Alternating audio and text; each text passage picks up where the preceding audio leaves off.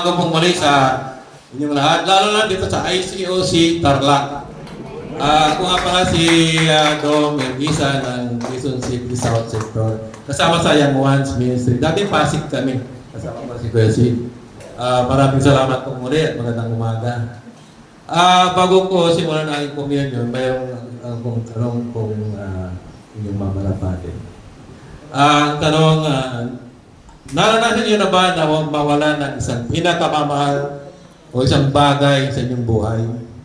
Diba ng araw, buwan, o kaya taon, tapos nung makita natin o bumalik ito sa atin, laking tuwa natin, di po ba, pagka bumalik isang pinakamamahal natin bagay. Diba, napakasarap yun. Buksan po natin ang ating mga aklat sa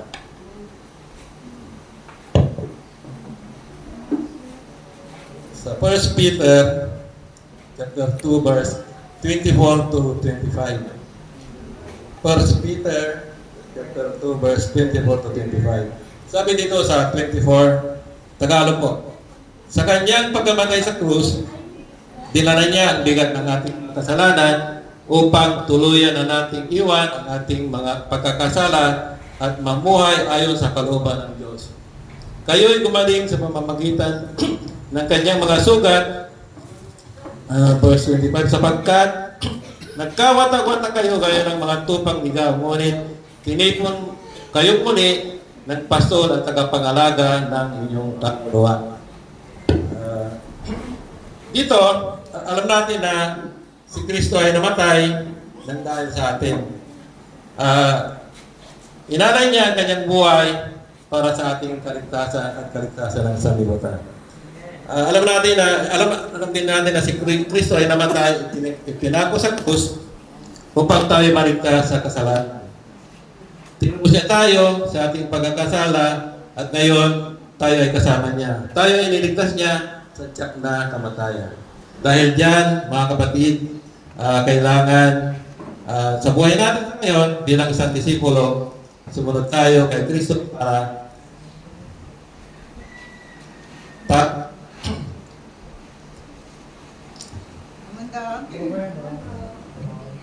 dahil dito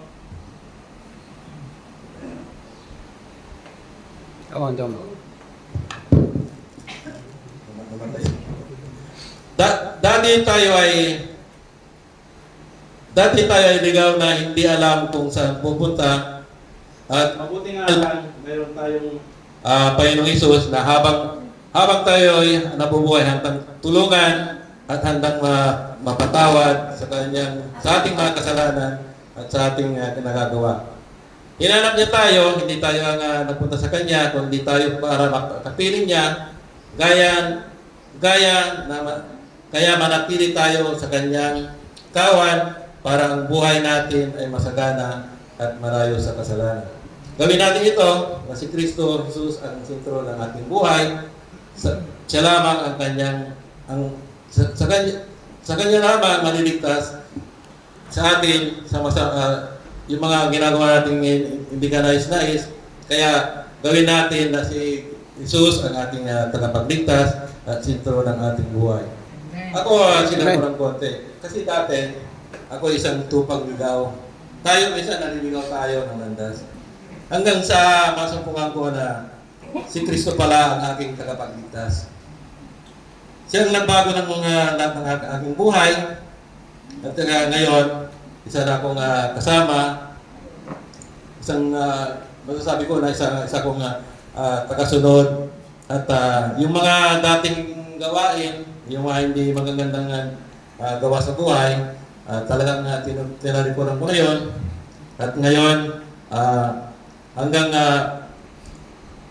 sa ngayon, si Kristo ang aking laging tinatawa kung ako ay nagkakasala, kung ako ay may mga problema. Kaya bilang isang tupang ligaw, bumalik tayo sa Kanya at magkakaroon tayo ng buhay na walang hanggan sa ating Panginoong Hesus. Tayo po ay manalangin.